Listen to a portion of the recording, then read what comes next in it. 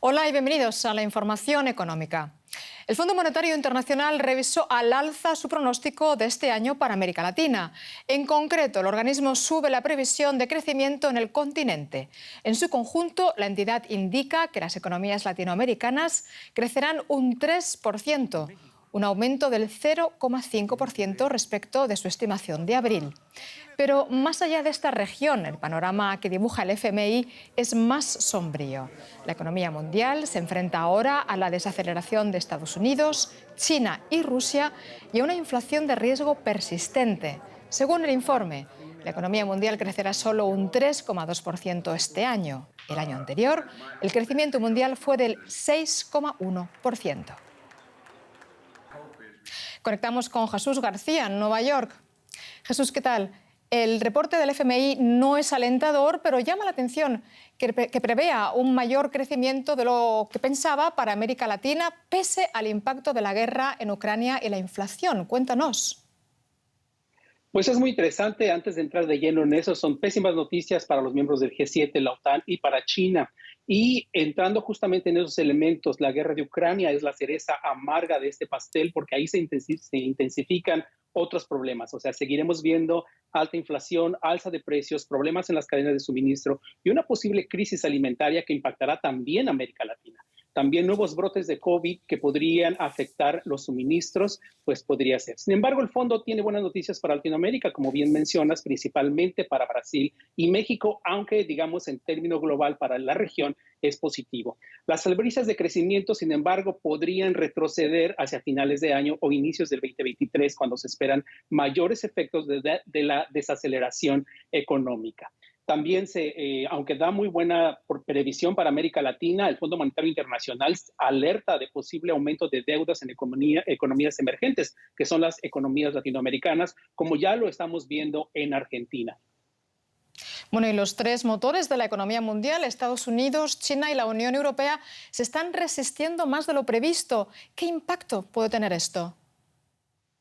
Pues bueno, lo que vamos a estar viendo es un impacto finalmente global, como bien lo ha señalado el Fondo Monetario y como lo has establecido. Es decir, al haber esa desaceleración económica de estos motores a nivel mundial, pues evidentemente va a tener un impacto, digamos, efecto dominó, como se le conoce. Significa que veremos en estos países una política mucho más agresiva sobre las tasas de interés porque el objetivo es bajar la inflación y de algún modo, pues alentar el crecimiento.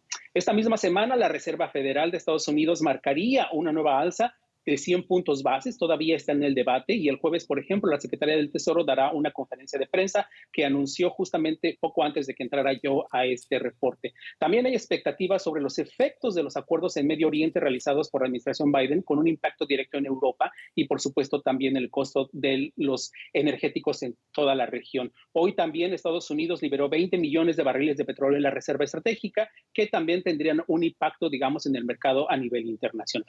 Aunque no hay una recesión formal, la confianza en los consumidores ha bajado. Y también cabe recordar que las economías latinoamericanas, principalmente México, Colombia y Centroamérica, dependen en gran medida de remesas y el escenario de bajo crecimiento también afectará esos envíos de recursos. Pues Jesús García, muchas gracias por este análisis. Hasta luego. Un verano caótico en los aeropuertos en toda Europa. Ahora, la aerolínea alemana Lufthansa ha cancelado para este miércoles casi la totalidad de sus vuelos en los aeropuertos de Frankfurt y Múnich debido a una huelga del personal de tierra. Se espera que las cancelaciones afecten a más de 130.000 pasajeros. La aerolínea también cerrará sus mostradores de atención al público y por eso ha pedido a los pasajeros que no vayan a los aeropuertos. La huelga de este miércoles fue anunciada después de que el sindicato rechazara una oferta de la compañía. Los sindicatos exigen incrementos salariales, entre otros motivos, para compensar la elevada inflación que sufre Alemania. Sí, la pérdida de poder adquisitivo debido a la inflación está detrás de la mayor parte o de la totalidad de las huelgas que hemos visto en estas últimas semanas en los aeropuertos europeos, pero hay otros motivos. Los trabajadores piden que los salarios vuelvan a ser lo que eran antes de la pandemia, porque con la llegada del COVID y la reducción de los vuelos se recortaron también los salarios, y también los trabajadores de las aerolíneas se quejan por la carga extra de trabajo porque faltan en todos los aeropuertos europeos personal debido a esta alta temporada turística, ¿no?, de verano, aquí en la que ha aumentado muchísimo el tráfico y los pasajeros en los aeropuertos. Mañana, efectivamente, con la huelga de Lufthansa habrá en torno a 1 millar de vuelos cancelados, porque no solo están afectados los vuelos de Lufthansa, sino los de otras también compañías hermanas que utilizan los servicios que ofrece la compañía principal, que es Lufthansa. En huelga están los trabajadores de tierra y eso afecta a muchos vuelos, porque afecta desde a la facturación del equipaje, a la llevada de ese equipaje hasta los aviones, o incluso también al personal, ¿no?, que dirige los remolques que llevan los aviones hasta el lugar del parking. Un tratado de libre comercio entre Uruguay y China está cada vez más cerca. El gigante asiático es el principal socio comercial de Uruguay y las exportaciones de la cadena agropecuaria son generalmente para el mercado chino. El pasado 13 de julio, el presidente de Uruguay, Lacalle Pou, anunció que ambos iniciarían las negociaciones para firmar un tratado. Un anuncio que no ha sido bien recibido por algunos socios del Mercosur. Uruguay y China estrechan lazos, así lo confirmaba el canciller uruguayo en el marco de una visita del director general para América Latina y el Caribe del Ministerio de Relaciones Exteriores de China, Cai Wei. Ahora empezamos ya el trabajo de cara a concretar un cronograma para avanzar definitivamente y terminar de celebrar ya el acuerdo de libre comercio.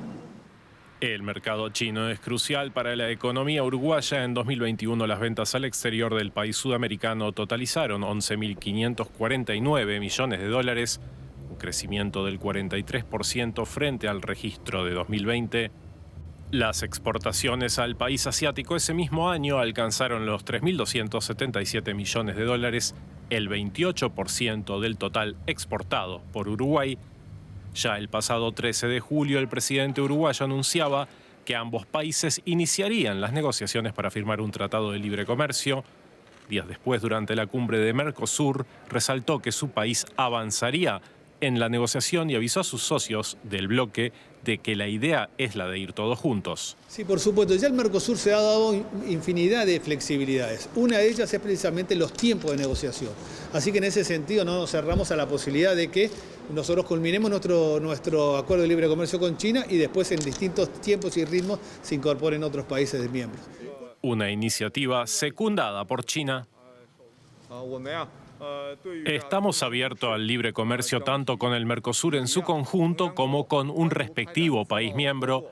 Nos gustaría profundizar aún más este intercambio de beneficio mutuo, lograr acuerdos de libre comercio sobre la base de la no injerencia en los asuntos internos del Mercosur. Los productos uruguayos más codiciados por la potencia asiática son la carne bovina, la celulosa y la soja. Para Pekín, este acuerdo de libre comercio con Uruguay, un pequeño país de apenas 3,5 millones de habitantes, representa la puerta de entrada al Mercosur con sus 265 millones de personas. Pues bien, para conocer los detalles de este posible tratado entre Uruguay y China, conectamos con Marcel Bayan, doctor en Economía y experto en comercio internacional. Señor Bayan, muchas gracias por conectar con nosotros. En primer lugar... Bueno, muchas gracias a ustedes. Buenas noches. En primer lugar, ¿qué es lo que gana Uruguay con este acuerdo con China? Bueno, primero los efectos directos están vinculados, aunque Uruguay es un país que vende productos agroalimentarios, China los compra, nosotros entramos en condiciones generales, digamos, nación más favorecida, mientras que nuestros rivales exportadores entran en condiciones preferenciales. Y ese es el primer efecto directo, pero los efectos más importantes son de tipo indirecto.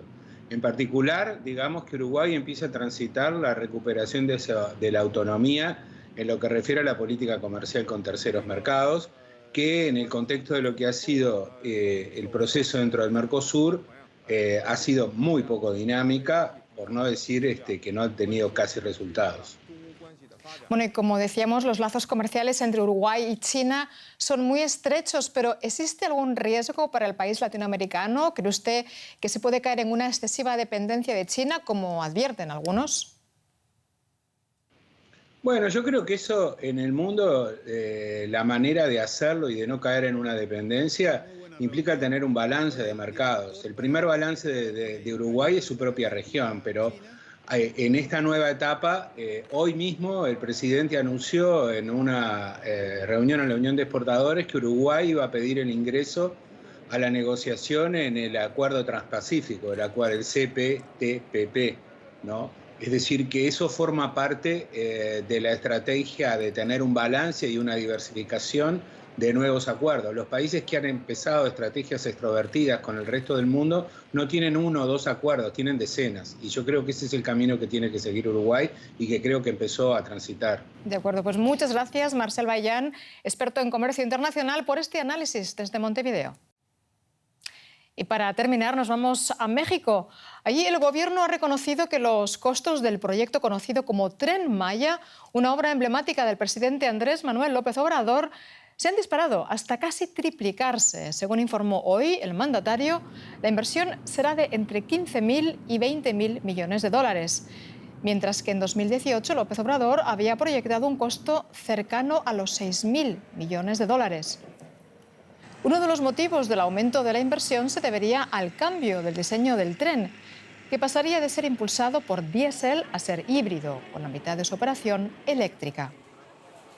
El Tren Maya contará con más de 1.500 kilómetros de vías férreas y cruzará 5 estados. Y hasta aquí la economía. Ya saben que pueden ver estas y otras noticias en nuestra página web o en redes sociales. Gracias por su atención y confianza. Hasta pronto.